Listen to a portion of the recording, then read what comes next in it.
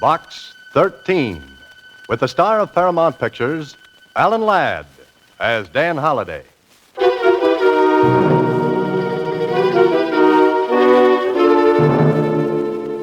Box 13. Box 13. Box 13. Box 13. He looked deeply into her eyes, which reflected his mood like twin lakes of azure blue. Azure blue. Why does a woman always have to have azure eyes? Why couldn't they be fire engine red? As his muscular arms tightened around her fragile... Susie. Oh, Mr. Holliday, I'm not fragile, but I'm sure scared. Somebody's been following me. With those legs? Why not? I was petrified, afraid to look back even. His footsteps kept going click, cluck, click, cluck, real sinister-like. Oh, I bet that's him now. Mr. Click-Cluck? Oh, Mr. Holliday, he followed me all the way from Box 13.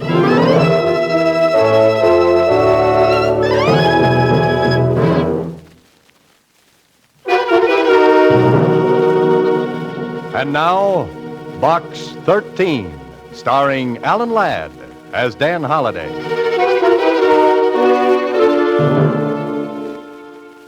Well, this is a brand new twist.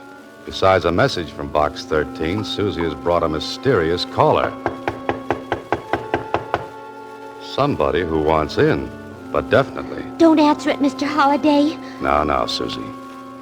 You didn't see this person, huh? No, I just felt him following me like a phantom, except his heels went click, cluck, click, cluck. Oh. That doesn't sound so dangerous. Let's take a chance. Come in.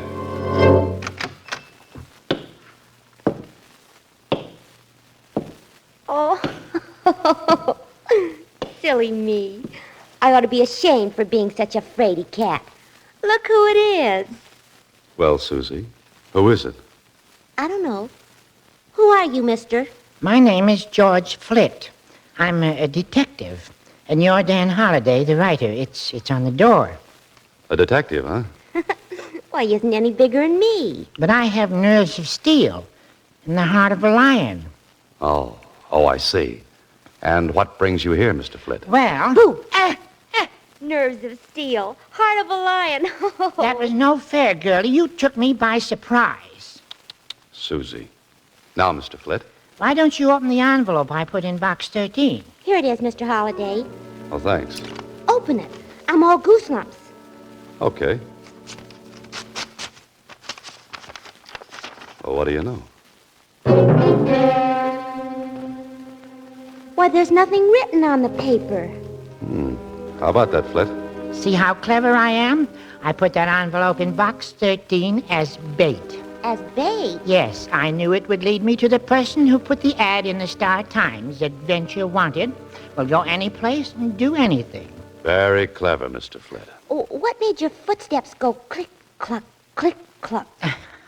Oh, that. I lost the metal cleat off of one of my heels. Oh. Well, now that you've discovered me, Mr. Flitt, what? Mr. Holliday, I'd say you're just the man for the job. Job?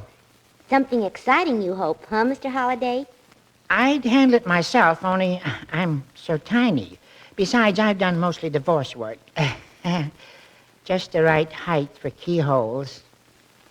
But about the job. Well, I'm coming to that. Mr. Gilbert Bolton sent me $50 just to attend the party tonight. $50? I should have been a detective. Oh, you can be.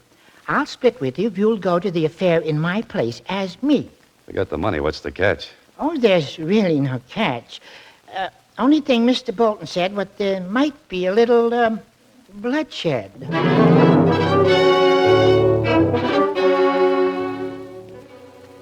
Well, this holiday is the wackiest situation yet from good old Box 13. Yes, Holiday, you must be hard up for story ideas. Hard up for brains, too. Otherwise, why are you riding with George Flitt, detective, in his hot rod jalopy? Destination, bloodshed. And you've never met this Bolton who's having the party? No, but he phoned and explained that the party is going to be at his nephew's place, Kenneth Bolton. Kenneth, huh? What about the bloodshed? Well, as I understand it, Kenneth's father, that is, Gilbert Bolton's brother, committed suicide not so long ago. Oh. Gilbert said the boy is suffering from neurasthenia, I think he said. Psychoneurotic, huh? Yes, on account of the way his father died. Gilbert's afraid the boy may take his own life tonight. Why tonight, especially? Well, it seems that Kenneth drinks a lot at these parties and gets depressed. And my job is... To see that he doesn't commit suicide tonight. I've looked forward to more pleasant evenings. I think that's the place up ahead with all the lights on. Yeah, that's the address you mentioned. We must be about 15 miles from town. 14 7/10 by my speedometer. Well, Flit, I may as well take off. What are you going to do? Oh, I'll sit here in my car and listen to the radio, sort of keep my eye on things from the outside. Good idea. See you later, then.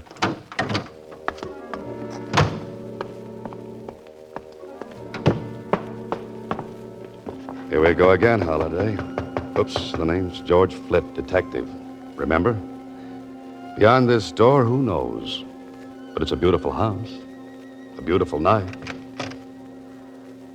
and a beautiful girl. Good evening. Oh, good evening. I'm looking for Mr. Gilbert Bolton. Won't you come in? And you are... George Flit. You say you're George Flit? That's right. I'm Rita Martin. How do you do? Now let's go in and find Gilbert Bolton, Mr. Flit.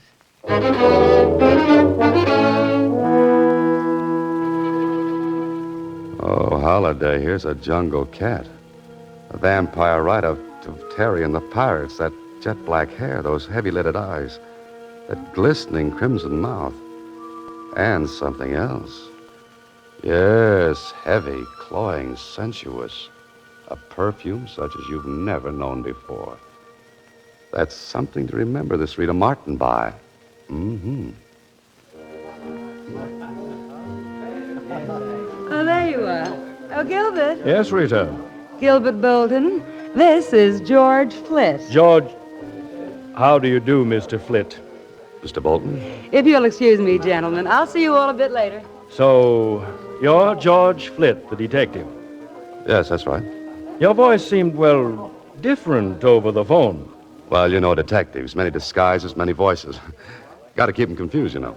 Somehow I pictured you differently. Oh? Well, no matter. You know why you're here. Yes, to keep my eye on your nephew, Kenneth Bolton. More than that, to keep him from killing himself. The way this man looks at you, Holiday. So cool, so calculating. With piercing eyes that thud against the back of your skull. He could be one of two men. A man of distinction or a man of extinction. Okay, Mr. Bolton, I'll keep your nephew alive. That's your job.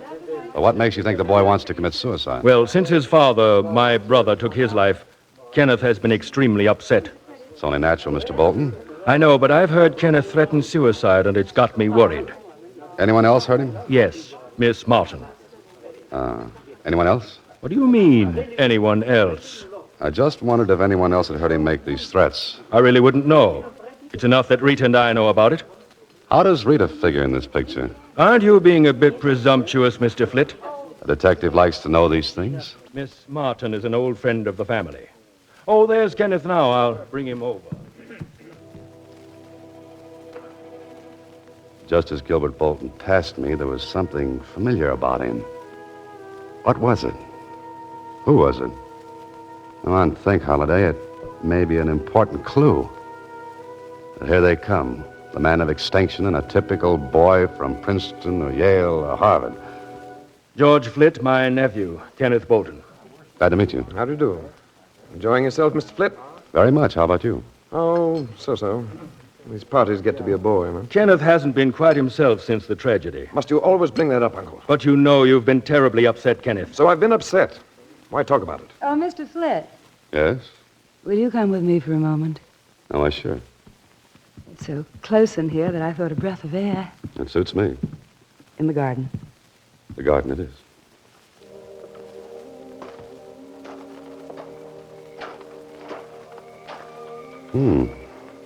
Nice. A moon, too. Lovely, lovely night. Ah, the scent of those flowers. Exquisite, isn't it? Uh-huh. But not to compare with your perfume. You noticed it. Yes, it was so unusual. It's called Whispering Gown.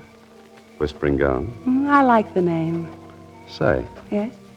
I know where they got that name. Oh? From Cyrano de Bergerac. The passage where he describes Roxanne. Across my life, one whispering silken gown. That was lovely. You're quite literary, aren't you, Mr. Flett? Well, yes and no. Just what do you do? Gilbert Bolton didn't tell you. No. No, but let's sit on this bench and you tell me all about yourself. As you come close to her, you get another whiff of... And suddenly you've got it. That's what bothered you about Gilbert Bolton. Her perfume rubbed off on him. Rita's is an old friend of the family. She's young and a close friend of Gilbert Bolton's. She's brought you out here for a reason. Well, aren't you going to sit down? Oh, I sure, but just a minute. I want to borrow some cigarettes. I've got plenty of cigarettes. I'll be right back. Something about this whole setup is as phony as a China egg. And as the crooks in your story say, better case a joint before you go inside. There. There's a window. Just pull the bushes back. Let's take a gander. Well, everything looks on the up and up. Kenneth with a drink on the table beside him, and there's his uncle coming up. He set another full drink right beside Kenneth. Hey, what else is he doing? You'd better get in there, Holiday, and fast.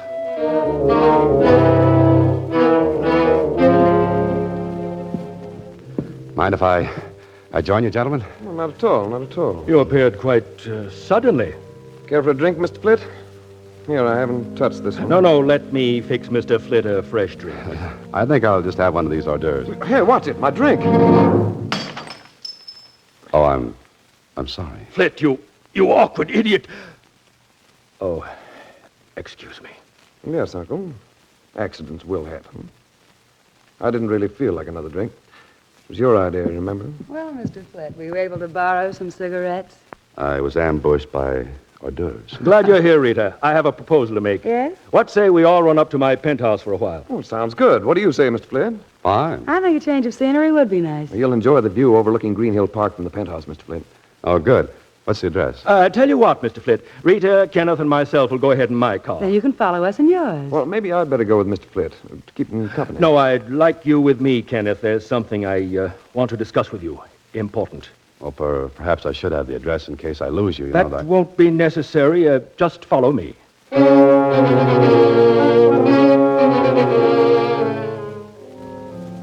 Of course, Holiday, you could be wrong, but it looks like Gilbert Bolton isn't too anxious to have you find his penthouse. But you're a suspicious lad, Holiday. You've created so many diabolical characters for so many fiendish plots. Maybe you've become a little touched. The time's a wasting, Holiday. Get to a phone. There it is, end of the hallway. Now, if Mac's on duty in the morgue of the Star Times, we'll ask a few questions. Star Times reference room. Hello, Mac. This is Dan Holiday. Ah, Danny, what can I do you for? Say, you got anything on the Bolton suicide? Just filed those clips away yesterday. And even if this is a clips joint, I won't charge you a penny. Clips joint. You get it, Dan? Yeah, I get it. What about Bolton? Poisoned himself. Left all his dough to his son, name of Kenneth. Anything else? Well, there was something about Bolton's brother, Gilbert. He sort of taking over and helping the boy. Kid was pretty broke up. Hey, Dan. Hey, did you hang up? No, but someone did. Someone was listening on another extension.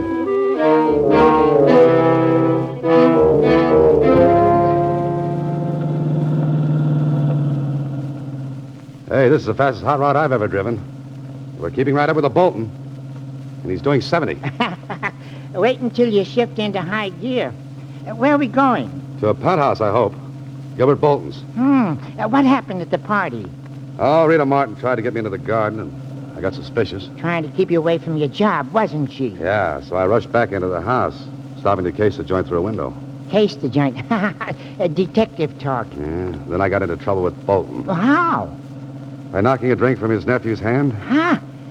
What did the uncle do? He got insulting. Then all of a sudden he suggested going to his penthouse. Watch it. He's slowing down. Yeah, I wonder what his idea is. Oh, he's just slowing down for that train. But he only slowed down for a second. Look at him go. I know what he's doing. He's trying to beat that train to the crossing. He's trying to lose us. Step on the gas. Step on the gas, Mr. Holliday. Okay. Mr. Holliday, are we going to make it? He made it, but I don't know about us.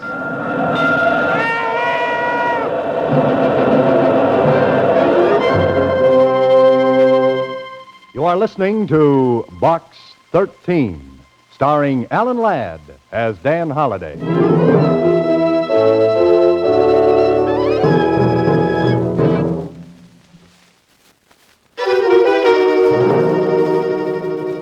And now, back to Box 13, starring Alan Ladd as Dan Holliday.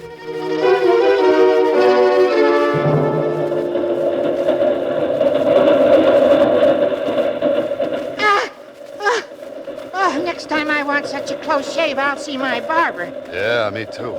Gosh, Mr. Holliday, I thought I could handle this hot rod, but the way you whipped her off the road just short of those tracks, Not a scratch on her. Lucky us. that train must be a mile long. By the time it passes, Bolton can be in Alaska. What's the address of his penthouse? You're asking me. All I know is it overlooks Green Hill Park. Our next stop.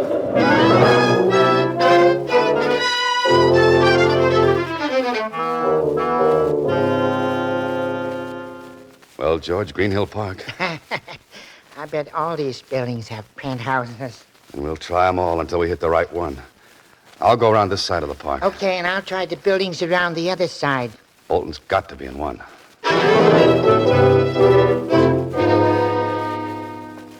Do you have a Mr. Bolton in your penthouse? No one here by that name. A Bolton in the penthouse? No, but we have a Botsford in the basement. Why, yes, Mr. Gilbert Bolton came in a short time ago. Hello? No, with a lady and gentleman. Want to go up? Please.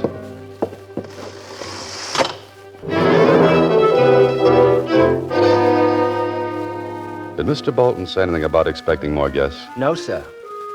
Do me a favor.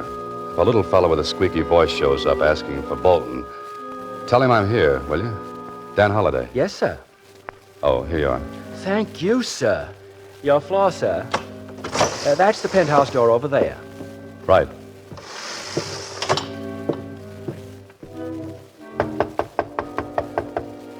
I've got a sneaking hunch I won't be welcome. Flip, how did you get up here? You didn't expect me? Yes, of course, but you've earned your money. You can go home now. I'm sorry, Miss Martin, but Mr. Bolton hired me. It's up to him to fire me. But he's not here. He and Kenneth both went out. May I come in and wait? No. Goodbye. Now what? Now what does the intrepid hero of my stories do? He looks for another door. Like that one. He tries it. It's open. Leads into a hallway. And there's yet another door. The servants' entrance to Bolton's penthouse. And 10 to 1, it's locked, bolted, and barred. Maybe even nailed shut. You're some gambler, Holliday. Offer 10 to 1 and lose. The door's open. Well, here we go again. Shh. Quiet, Holliday. Ah, there's a door leading to the terrace and voices. Really an excellent view here. Now get your ear up, Holliday. But don't let them see you.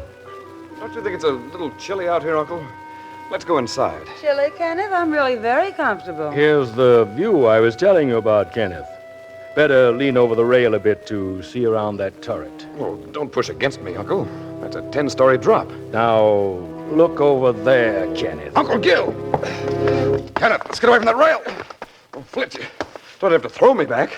Better than having your uncle throw you forward. What's the meaning of this outrage, How Flint? did you get in here anyway? I'm going to call the police. Fine, and save me the trouble. Look, Kenneth, I was hired to keep you from committing suicide. Suicide?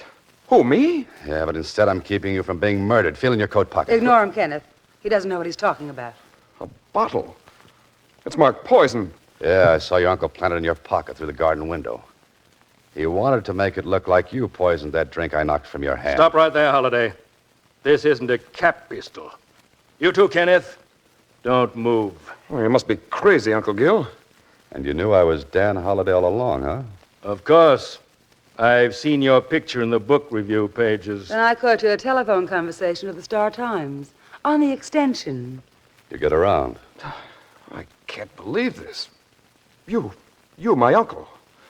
What's the play now, Bolton? Well, first I walk over to Kenneth and knock him out with his gun. No, don't move, Holliday. I've still got you covered. Oh? And now that you've knocked out your nephew, what's your next move? Mr. Holliday, before I heave him over the rail to make it look like suicide, I'm going to shoot you. Oh, fine. Then I'll wipe my fingerprints off this gun and press my nephew's hand around the butt. His fingerprints on the gun will prove he shot me, huh? But what about a motive? Very simple. You tried to stop him from jumping off the terrace. And you're supposed to invent plots, Mr. Holliday. But they'll trace the gun to you, Bolton. Oh, no. It's Kenneth's gun. I took it from his room. And you wanted a detective on hand to throw off suspicion. Yes, Mr. Holliday. Who'd suspect Gilbert of murder when he'd hired a detective to protect Kenneth? But why? Why do you want to kill your nephew? Let's say I borrowed quite a large sum I can't make good. Oh, embezzlement, huh? And you need Kenneth's inheritance to keep out of jail. Wouldn't he lend you the money? Not the amount we need. We? Obviously. So we're taking it all. Clever, eh, Holliday? You're killing me. You're so right. Get rid of whoever it is, Rita.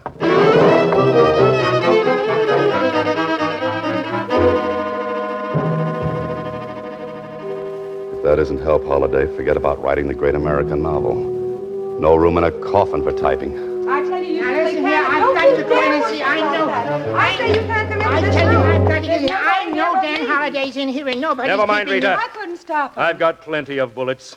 Welcome to the party, George. Hello, Mr. Holliday. A gun. Let me out of here. Stop! Stop or I'll shoot! Gilbert, watch out! Thanks for the distraction, Flint. Now, Mr. Gilbert Bolton, you know how your nephew feels. Well, I know how it feels to be on the right end of this Smith & Wesson. You knocked him out. What are you going to do? Do? Well, since the party's getting dull, let's invite a few more boys. Say from headquarters. This is Box 13, starring Alan Ladd as Dan Holliday.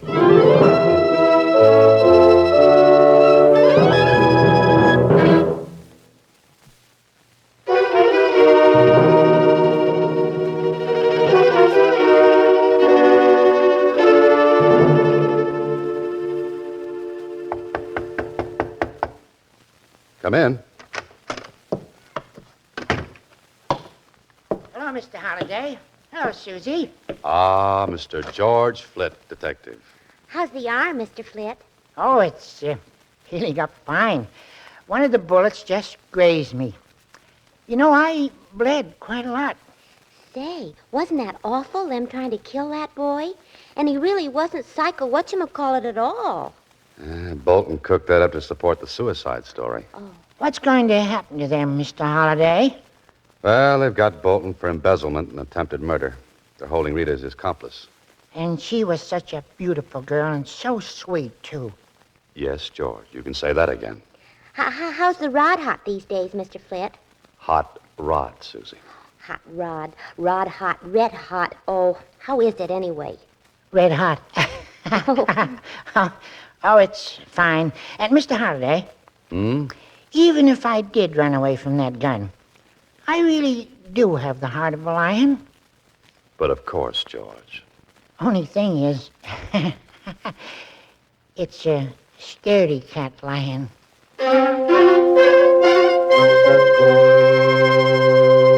Next week, same time, Alan Ladd stars as Dan Holliday in Box 13.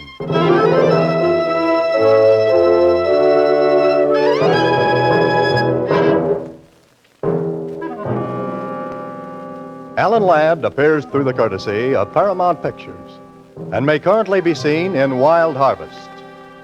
Box 13 is directed by Ted Hediger. Original music is composed and conducted by Rudy Schrager, with an original story by Larry Kraft. The part of Susie is played by Sylvia Picker. This is a Mayfair production.